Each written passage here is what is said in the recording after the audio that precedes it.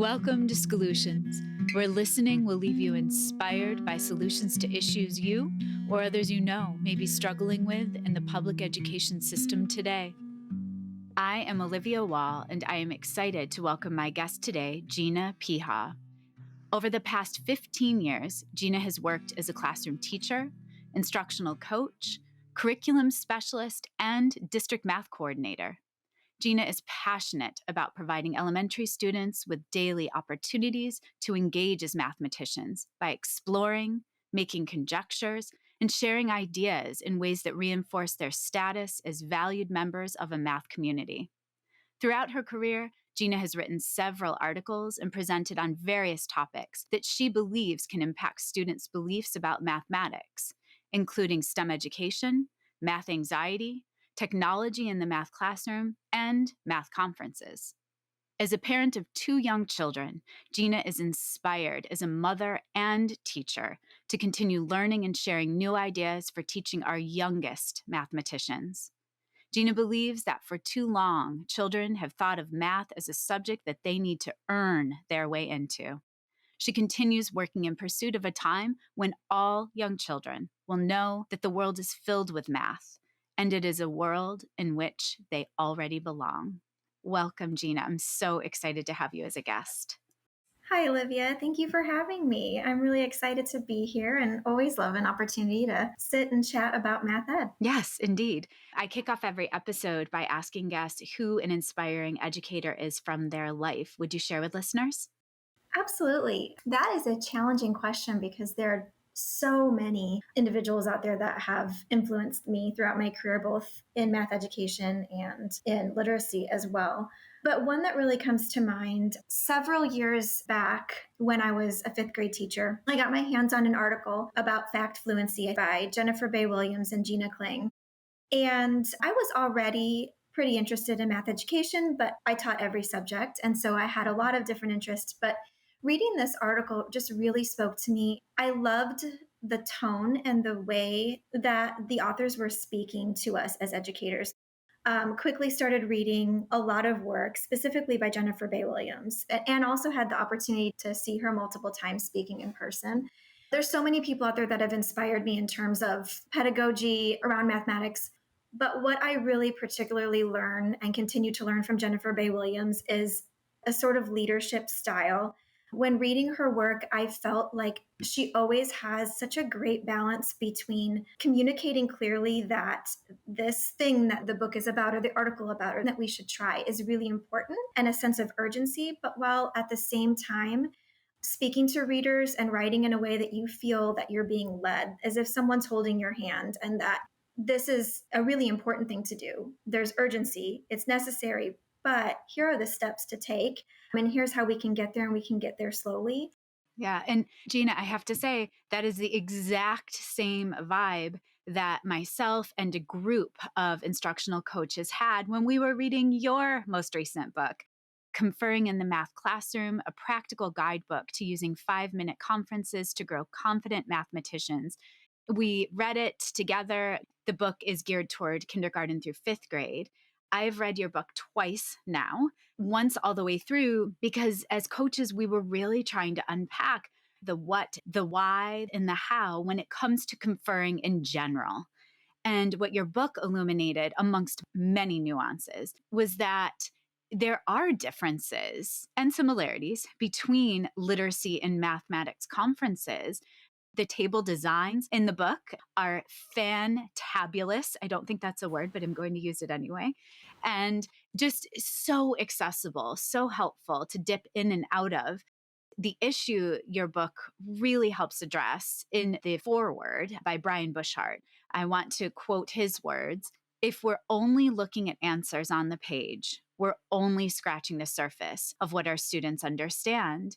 And Gina, I'm in way too many math classrooms, sitting in on math instruction and student discussions that are geared toward finding the right answer. So I absolutely adore the quote from you on page 19 of your book. Our goal is to support students' mathematical thinking while keeping the decision-making, creativity, and ownership in our students' hands. And the second quote, just to tease listeners before they grab your book and read it themselves: if we want students to grow as mathematicians, we have to do everything we can to help them develop positive math identities. And I believe the best way to do that is by treating them like mathematicians from the moment they enter our classrooms.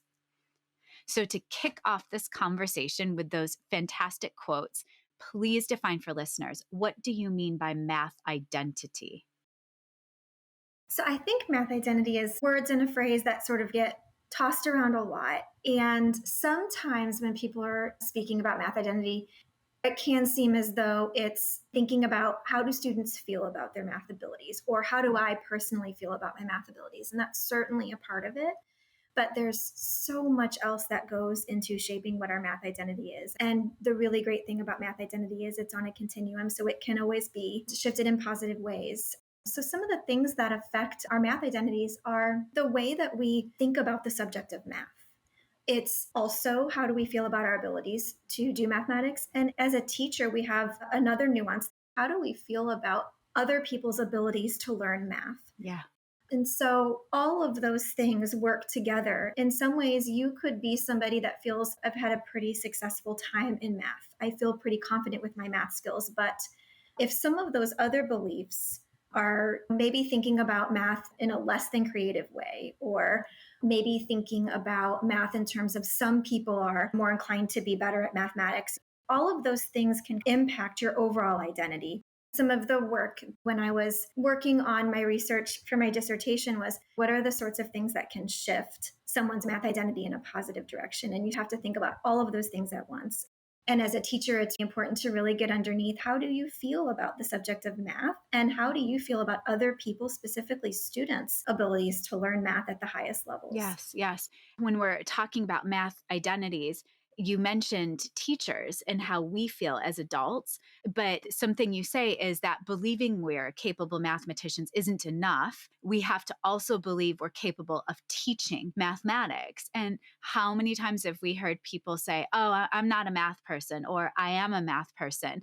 If we are saying that as grown-ups, our students are bound to hear that at some point and see themselves as a math person or not. Math is all inclusive, everyone's welcome. What I adore is how you really base math on the discussions and the learning and the thinking behind it. We will speak to that later. Something else that you do so beautifully is compare and contrast literacy conferences with the math. And I would love for listeners to, of course, hear what's similar, but also what's different, because there are some significant differences. Absolutely. Whenever I'm learning something new as a teacher or someone's trying to teach me something, I find myself like, is this similar to something I'm already doing? What knowledge am I already able to bring to the table when I'm learning this new skill or this new strategy? And so I think if you're someone who's already been conferring with readers and writers, there is a lot of similarities that we can bring with us to this work. The goal when we're conferring with readers and writers is to grow them. And I think many of us are very familiar with the famous Lucy Hawkins quote about we're teaching the writer, not the piece of writing. And it's the same with mathematicians. When we're conferring with mathematicians, we're there to grow them as a mathematician. That's the goal of that conversation in that moment. And the goal isn't to get them to answer that correctly in that moment. Another thing that we do when we're conferring with readers and writers is we often will name something that they're doing really well. And a lot of literature out there that gives support and advice for conferring with readers and writers suggests naming one thing and reinforcing that for students. And I would say the same is true in math. When we narrow it down to naming one strength that makes it really manageable for students to really think about and listen to what we're saying, and probably a greater likelihood that they will then repeat that same behavior. Similarly, that thing that we're naming and reinforcing is it's something generative, a generative skill. It isn't specific to the piece of writing. It isn't specific to that particular math problem. It's not something that becomes not valuable when approaching another problem, but something that they can carry with them. But certainly we know that content pedagogy around teaching in literacy and teaching in math has differences. And so it makes sense then that when we're conferring, that there would be some differences. One thing that is often recommended, and I also believe is a great thing to do with writers, is within a conference, you might show them a mentor example of something. Maybe a student is thinking about their lead or their introduction, and you want to suggest looking at an example where someone has used foreshadowing and extending that invitation to students to really analyze that and think about how they could apply that. You might also refer them back to maybe a mini lesson where you laid out steps to do something. Remember when we talked about ways to add imagery into your writing and the steps that writers can take to do so? And when we do that with readers and writers, the creativity is still in their hands. Even with that guidance, they will very likely still produce a piece of writing that is very unique compared to their classmates because it's still their own unique piece and they still have ownership and a lot of creative decision making left to make. But when we apply that to math, if we were to try to lead with a worked example, or remember when we talked about how to use compensation, then suddenly there's very little decision making left for students. Creativity has sort of transitioned to the teacher. The teacher made the creative decision of what would be a good strategy or something to try out in that moment. And we're left probably with classmates that have overheard this and producing very similar work. In the moment, I wouldn't say it's extremely harmful. It's just if students have a lot of these experiences, they're going to start to shift to a dependent style of learning where they're waiting on somebody else is going to maybe tell me how I should do it. And it's also affecting the part of their identity that thinks about what math is. Yes. Too many of these prescribed teaching moments leaves them feeling that math is a series of steps to remember and that their role is to try to figure out what the teacher wants them to do when the teacher approaches. So instead, in a math conference, it shifts at that moment when we're trying to think about how to grow them as a mathematician to really get them thinking about making broader generalizations, thinking about this task that is in front of them as a starting point to dive deeper into the math. That this is just one task, and the goal isn't for you to turn this into me and be done, but we're going to use this as a starting point to really think about what's happening here mathematically and different ways of solving, and then comparing some different strategies and different approaches with our classmates. Gina, as I was reading your book for the second time, a name popped out to me, Kathy Richardson.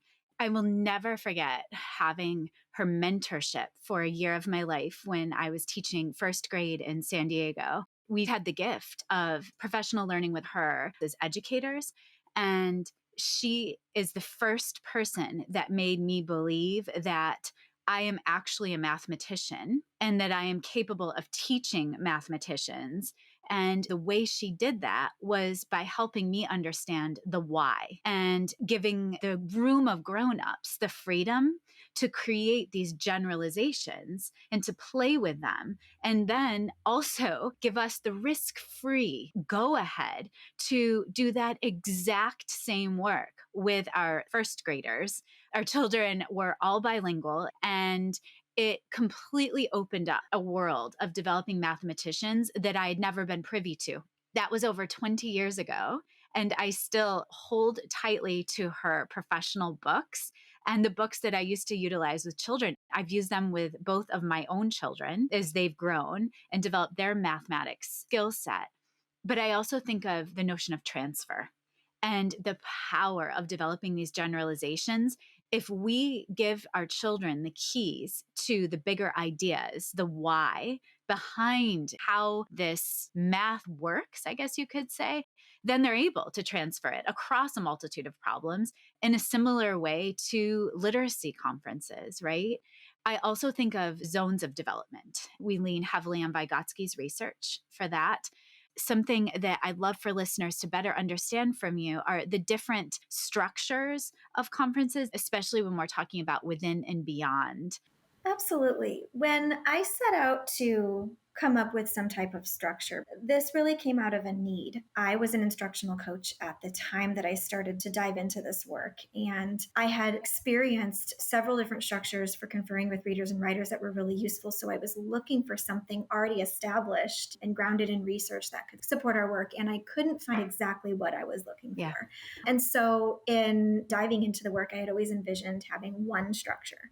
But through trying things out and field work and videotaping and watching it back, and I came to realize that there were two structures that seemed to be really helpful, but the good thing is they're very similar. Just as we don't want students to try to like memorize a series of steps and to bring with them to every conference this sort of like burden of, I don't remember what to do next. I felt it was really important for it to feel conversational. So these two structures within the task and beyond the task have a lot of similarities.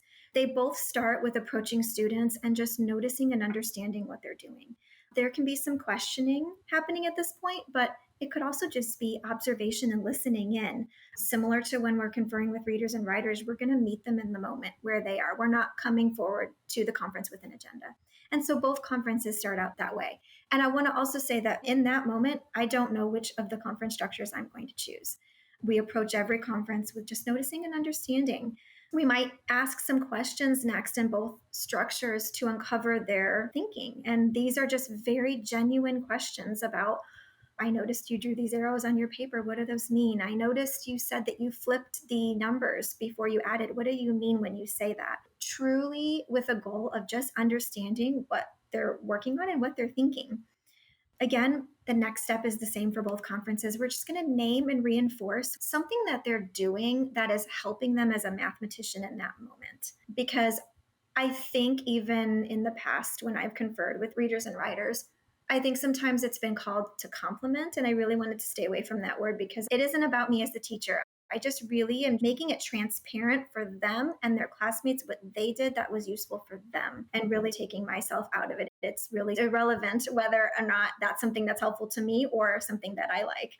And there is where there's a little bit of a shift. If in this moment, I feel like the task in front of them is supporting them in growing as a mathematician, then I'm going to nudge in a way that keeps them within that task. After I'm naming and reinforcing, I might then invite some sharing and some collaboration in terms of things that they're already doing in that problem or task. If in this moment I feel that exploring the math in a more broad sense and moving beyond the problem would be supportive for them, then I'm going to nudge in a way that gets them to think beyond this particular task. I'm going to nudge them in a way that's getting them to think about making broader generalizations and making conjectures, and then to share that work with the class. I think that's extraordinarily helpful. I really love what you just said about ditching the word compliment because it makes it about ourselves. And so I'm wondering if naming a strength and how you just described it, that really is our work. That shift with it's not about what I think or like that you did as a compliment. It's about me naming what you're doing that's supporting yourself as a mathematician. So you keep doing that. You just described when we're going into it, we can't possibly know which structure we're going to choose. Conferring is listening. Conferring is observing. And it's such a moment in time.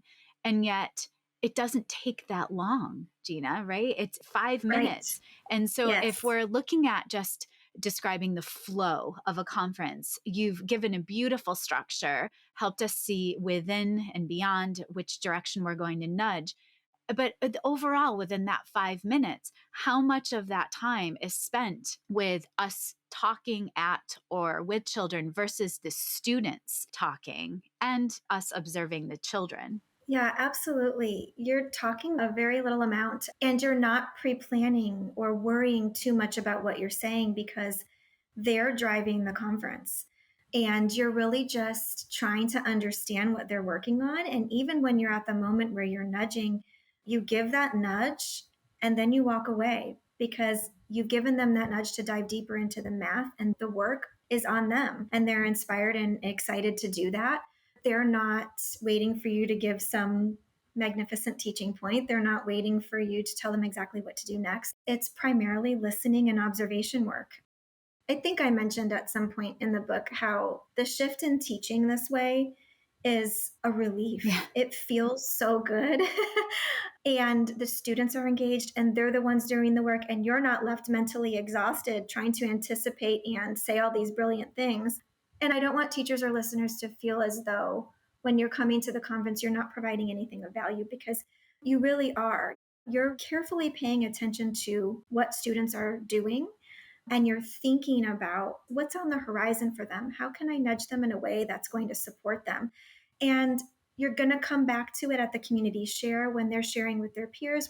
when students are presenting conjectures, you're not just leaving things to chance. It is still very intentional work. It's just a lot of the work is on the students. Well, and something you do say on page 59, rather than trying to plan the actual questions, think about the information that you'd like to elicit from students in that moment in the conference. Think about what you could ask to uncover their thinking or to make the mathematics visible. When you keep your focus on what you want to know, different questions will emerge. That's a huge piece. As coaches, our content has to be really sound so we can make these moment to moment decisions based on what the students have in place and what they need next. I think the questions that we ask either shut down student thinking, quell it, or they elicit student thinking and drive it, opening up a world for them.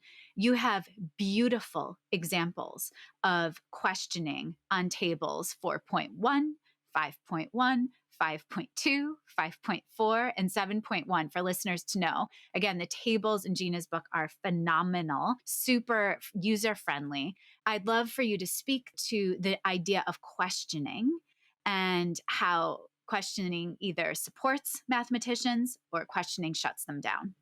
So, I talk a lot about questions, and I talk about how, for me, I've always really liked the question types listed in NCTM's book, Principles to Action from 2014. And the reason I like them is because the names of the questions are aligned with the type of information you're trying to elicit. I don't want to have to remember a lot of different things, but I also don't think you need that. I think that you can just think about what it is that your goal of asking a question in this moment is. And is that question I'm asking getting at that? And that sounds so obvious. But when someone is recording me or I'm playing it back, or I've worked with instructional coaches who have made my questioning transparent, I can't tell you how many times I've seen a misalignment there. I'm saying that I want to uncover student thinking, but the question I asked was very directed. And instead, the goal of what I asked was really to direct them toward a particular strategy that I already had in mind. So I think for me, it's really just making sure that when you're having a conference that you just are relaxed and that this is a conversation and you have the time to think about what am I wanting to know in this moment and how can I ask that?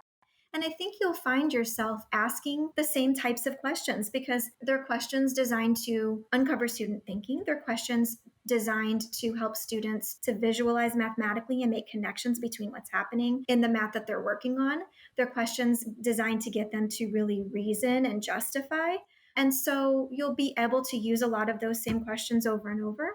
And I think what I would suggest is just in the moment, take a deep breath and think about, okay, what am I wanting to know in this moment? What am I wanting to encourage? What am I wanting to nudge? And what type of question would get that from students? Can you give an example and also explain to listeners what NCTM is? Yeah, the National Council of Teachers of Mathematics is an international math organization, which I would really highly recommend. I think I've learned so much from that organization, more so than any other. And they have some wonderful conferences too that you can attend in person and also virtually. And when you become a member, you get access to some of their literature. I find it to be very valuable. So they have this wonderful book from 2014, but I mean, if you saw mine, it's got scribbles all over it, folded pages, post-it notes It's everywhere. well loved. When I was an instructional coach, I actually did several book studies with teachers on it because I just think it's so valuable. But it just teaches you things that research shows are really important to know and understand and do as a math educator. Within the book, they talk about different questioning types, and they talk about gathering information questions, probing thinking, making math visible, and encouraging reflection and justification. And the last three are, I would say, the ones that you'll use most heavily when conferring. Gathering information questions tend to be questions that often there is a specific answer. So, in general, I would say I lean more toward the other three. And probably the probing thinking questions are the ones I rely on the most because that's the information I need to elicit to understand and to know what my next instructional step is going to be in the conference. Yes, absolutely. And as we're talking about questioning, you just gave great examples of questions that will elicit student thinking and let students drive their own instruction. Yet I do see in classrooms questions that funnel or direct student thinking. And it gets really dangerous, again, if we're circling back to mathematics instruction and development being around getting an answer or the adult playing guess what I'm thinking with children. So you have a description around funneling questions. Can you give a cautionary tale for listeners about why those can be dangerous at times? I think it might be helpful to give an example of what that might sound like. But I first want to say that when we hear language like funneling or the differences between asset based coaching versus deficit based, I sometimes feel like I want it to be very clear. I know for myself and every educator that I've ever been around that nobody is approaching students with an attempt to have a deficit view or an attempt to over direct students. And that when we do question in a way that's funneling, which I did for many years, it comes from a really good place. You believe that's your role as the teacher. When approaching another student, I notice some mistakes and some errors, and I want to guide them to get on a path that will lead them to feel success. An example of doing this would be maybe you approach a group of students and they appear stuck. Let's imagine a group of first graders or second graders, and you say, I see that you're adding 27 and 48. Do you remember when we talked about how when one of the add-ins is close to a multiple of 10, that there's something you can do? And so you're sort of like guiding them towards compensation, right? Which that's a wonderful strategy. And that's a great example of a problem that you might want to use compensation on. But like you said, it's a guessing game. Then all of their thinking work is around trying to remember what happened on that day and to say the thing that you want them to do and then do it instead of all of the thinking work being on math. That's an example of funneling and something that is a hard habit to Yeah. break. And I think, again, it goes back to shifting the thinking about what is the goal. Your goal is not to correct their work. Goal is to get them thinking deeply and to think about different ways of doing things. And likely some of these strategies that you're thinking about are going to come out in the community share anyhow. But your goal in that moment is to really ensure that the ownership and the creativity and that work is placed on them. So wanting to ask questions that get them thinking about different ways of doing things or thinking to themselves what's something you might want to try. And I think it is completely acceptable to say something like, what are some things you've tried in the past? Or why don't you collaborate with another peer and talk about different ideas? But it's when we say things in a way that students, like, my teacher has already an idea of what he or she wants me to do. And my job right now is to figure that out. Yeah. And I can hear teachers saying, well, what if they have the wrong answer? Or, I can hear caregivers saying, what if the child has the wrong answer? We're going to let that just sit on the whiteboard. How can we do that? They're going to have misunderstandings. So what would you respond? This is a tough one for many reasons, because the first reason being it doesn't feel right when you first start this work. It feels wrong to leave a student knowing that they have some errors in their work and to walk away. It feels wrong when you're doing work together as a class, whether maybe you're doing a whole class instructional routine where you're leaving something unresolved. It just doesn't feel right. But when we really think about what it means to be a mathematician, often problems can't be solved quickly and in one sitting. They often take time to think through and grapple through, and you might need to come back to them. And we're modeling that for students, that it's okay to have unfinished work. It's okay not to know what to do next and to have to think more about it. Another reason that it's difficult is that as educators, we know that not everyone that comes into our classroom has the strongest background in math pedagogy. And so you're going to have administrators or other people that are inquiring, why did you not acknowledge that mistake? And worry that maybe it's because you didn't notice it. And I think it just takes a little bit of time to just be really comfortable in this work and to explain it to others that absolutely it was noticed.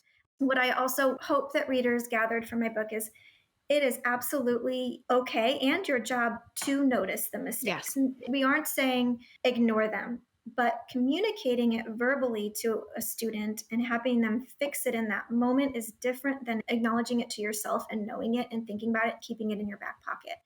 So I think just having an overall perspective that the goal in the conference is not for them to get the answer correct in that moment, it's to deepen their mathematical understanding. So what will do that If I address this mistake now, they will likely fix it.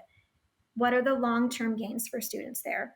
Versus if I nudge them in a way to where they discover it on their own through sharing and comparing their work with others, what will the long-term gains be there? And what is the effect on their math identity?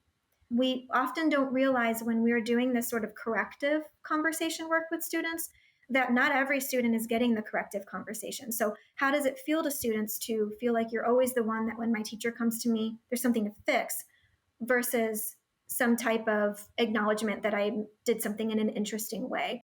Thinking about what are our goals of conferring and what are our goals for our classroom math community and students' identities. And then really truly trusting that we're going to get them Yeah. there. We're going to address these things, but they will be addressed in a different way than maybe they're used to through student led conversations. Yeah. Something you said on page 64 of your book. Looking back, I don't think I realized how much time I spent looking for student errors. It never crossed my mind that identifying students' strengths and nudging them forward from those bright spots might be a more effective use of my time. And I just had the gift of watching a brilliant math small group. She had student work and a trend that she noticed. I watched her with the whole group not correct the children and not have them fix it. She did a lot of probing questions, and then she scooped up 5 children with misunderstandings and pulled them in a small group. And what she did is she asked them more probing questions about their thinking based on what they had on paper. And as she listened to this cadre of children, they actually clearly had the mathematical understanding. It just wasn't represented on the page. So she was then able to say, oh, how can you represent that? Because I can't look at your work and capture what you just articulated. That would not have happened if she, in the moment, had them fix their error. It needed to come from the discussion for those folks that are not used to whole versus small group instruction. Boy, is there power in taking the time to confer one on one with children. That has to happen, right? Because we have to see what each child is able to do and then guide them to their next step. Yet, we really can circle back to misunderstandings through small group instruction. And I can't scream the power of using student work as a starting point enough. I absolutely love how you speak to analysis of student work through an asset-based mindset. Can you help listeners better understand what that means, asset versus deficit? I think it comes most often from a really good place. Yeah. You're looking at student work and you notice the errors, and of course you do, and it is okay that you do, and you should. But as you mentioned, when that becomes the focus of the work, that becomes the focus too for the student. And they will likely not see a need to share any other thinking because that's been told to them what's incorrect. They will correct it and then it's over. And we've missed a really great opportunity to understand what students were thinking. The same is true for looking at student work. It's a skill worthy of practice to look for student strengths. And it's not because there's not a lot of student strengths there. It's just because I feel like our brains are sort of wired to know the answer to the question. And so we can look at students' work very quickly and see if we feel they're off track or we see maybe some of those misconceptions that have surfaced. So it's worthy of practice to get into that habit of, I am just going to look at the work and look for their strengths. And when you begin to do that on a regular basis, it just is really fun. And you start to realize there are so many strengths that I would have missed, that I wouldn't have noticed before if I didn't get into this habit of looking for those things. And in the book, I talk about carving out time to do this, maybe with a team of teachers. And I know that that can sometimes be hard to find the time, but even if it's just every once in a while, because your fellow educators too, just hearing what they say when they're looking at student work and thinking about those strengths that they notice just opens up all of these things that you might not have thought about before. And I just think that conferring that way, we've talked about, it's going to yield better results with students. But it's also just a really great way to set up your math Mm-hmm. community, that we are a math community of learners and everybody here has strengths. And One of the greatest things about conferring with mathematicians is they're usually working collaboratively. When you're naming strengths, when you're making that explicit, others are hearing that and it's lifting everybody up in the community. And so later, as they're working together and it's discovered that, oh, I'm realizing that I made a mistake, or I'm realizing that I didn't understand the math that we were doing and now I do, you've shown them day in and day out that having strengths as a mathematician and making mistakes go together. They aren't separate things. You can and are both of those things. And that the mistake wasn't the most important thing. And that's why it wasn't acknowledged first. And so I think often we see a lot of this as an ideal. We see posters in classrooms and teachers saying really great things to kids about we all have strengths, we're all mathematicians, all these really great things, but kids will respond the most to our actions. And if we confer in this way with students, whether individually, in pairs, or in small groups, they're getting a daily dose, a daily reminder that they are not only capable mathematicians, but that their ideas are really worthy of sharing and that everybody in the class benefits when they share their thinking. Gina, I cannot agree with you more. We can say we believe whatever it is about teaching of mathematics, but if our practices don't match, our actions don't match, then we need to align, right? I can give testament to those years teaching in San Diego with Kathy Richardson as a mentor, the trust in creating generalizations. And even if a student asked for a generalization to be charted that I knew darn right was incorrect, I left it. And 9 times out of 10, whether it be in a week, a day, a couple of weeks, that child or that group of kids would circle back and say, wait, that doesn't work anymore. We just found something that threw that off.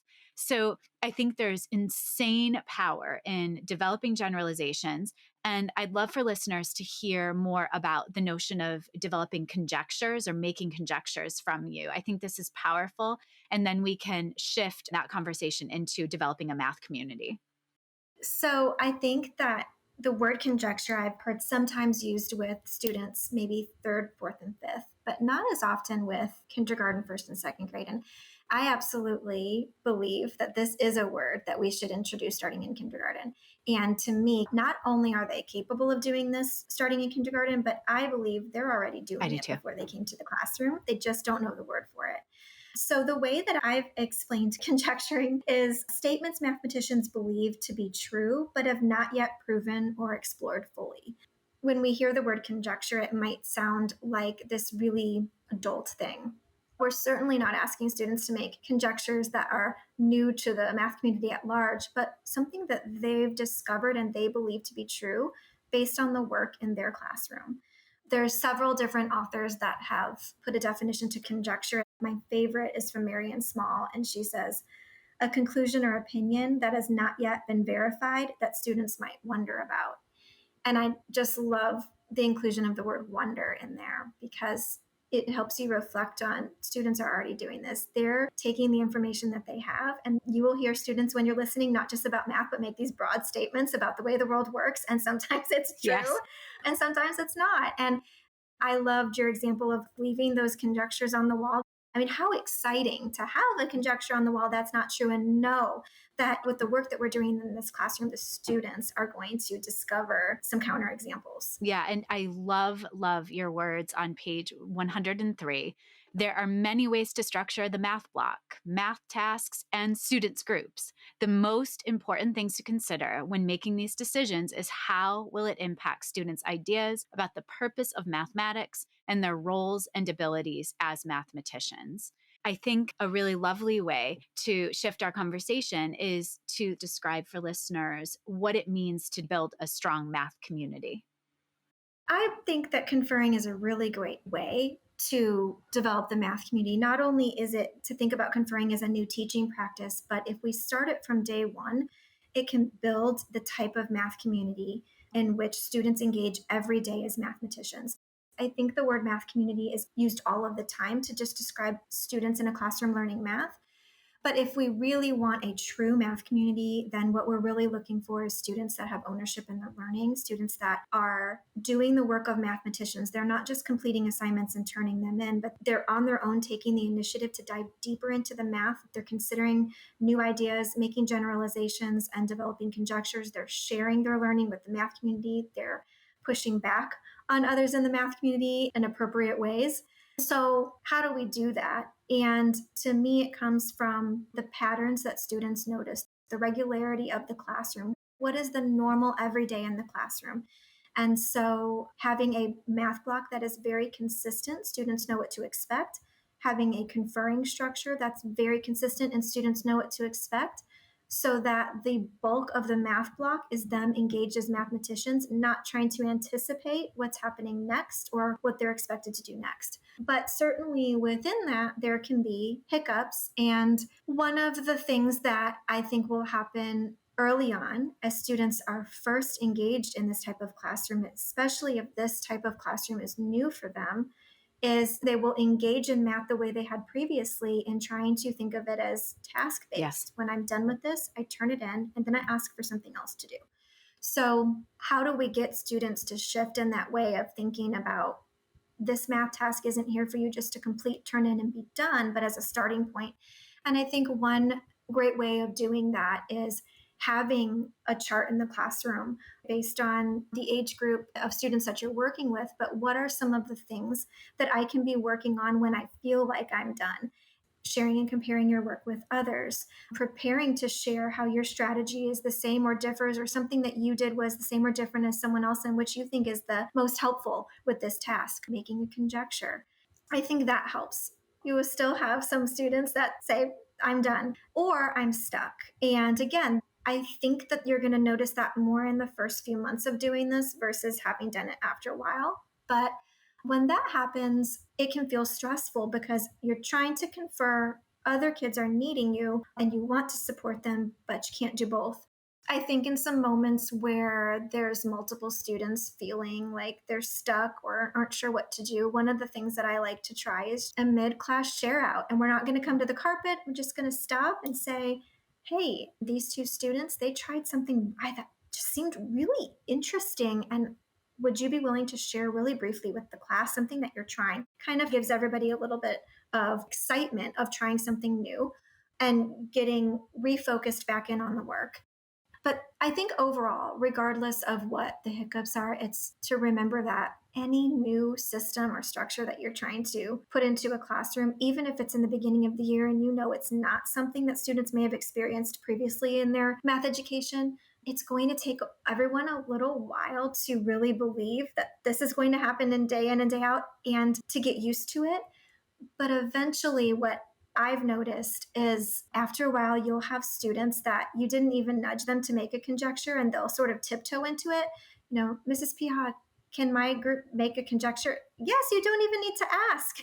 And then eventually you just see that they're doing the work. They want to share with their peers. They want to come up with something unique and original. And eventually it'll start working without a lot of direction from the teacher and more just facilitation work. And just to be prepared that in the beginning, of course, there's going to be hiccups and to not give up. And it's okay to take a break, you know, and it's okay to go slow. It's okay to just do one a day. I've seen a lot of things recently because it's January. So I've seen a lot of things about working out and just go to the gym. You don't have to already know Yeah. how to lift all the Put the weights. You don't have sneakers to have a on. plan. Yeah. Just get on the treadmill and walk. And I feel like it's the same with this. Don't put the pressure on yourself that if there are these hiccups that you must be doing it wrong or this must not be the best fit for your classroom. There will be hiccups, and take the time to give yourself and your students what you need to sort of ease into it. Yeah, I totally agree. And just having grace and patience with ourselves and trust. We have to trust in our children. If they see that we believe in them and that it's a risk taking environment and that we're vulnerable as mathematicians and learners, they will follow suit. I believe that with everything in my being. It has been a gift having you and your brilliance to share with listeners. I want to end our conversation with a quote that really just resonated with my heart and soul. They're your words. Later, as an educator, I wanted my students to have a different experience learning mathematics starting in elementary school. I wanted them to know that there was more to math than following a set of procedures to get an answer. I wanted them to have space to ask questions, notice patterns, and come up with their own ideas about how and why something works. Most importantly, I wanted my students to be independent mathematicians who take an active role in their learning. So, how do we get students to take on this kind of agency? Well, Gina, you've given us a beautiful roadmap in your book, super accessible, tangible steps. One of my favorite things you said during our conversation is this should feel natural. You're walking right alongside us, and it's doable. And we need doable in 2023, Gina. Yes. Thank you for being a guest. I'm so grateful for your time. Thank you for having me. I really appreciate it. I always enjoy talking about math education, and this was just a really lovely conversation. And the quote you shared, it made me smile too, because really my biggest hope is that students know that they don't need to do anything special to become a mathematician or to be allowed into this world. They are already mathematicians, and our job is just to facilitate that for them and to give them the space to realize their own value and capabilities. Yeah, I couldn't agree more. Thank you so much, Gina. Take care. Thank you for having me. Schoolutions is a podcast created, produced, and edited by me, Olivia Wall. Special thanks to my guest, Gina Picha. Thanks to my older son, Benjamin, who created the music that's playing in the background. If you like Schoolutions, please share, rate, review, and follow us on Twitter, Instagram, and Facebook at Schoolutions Podcast. If you want to reach out, the email is schoolutionspodcast@gmail.com. Don't forget to talk about us nicely on social media, and please keep listening. Let's continue finding inspiration together.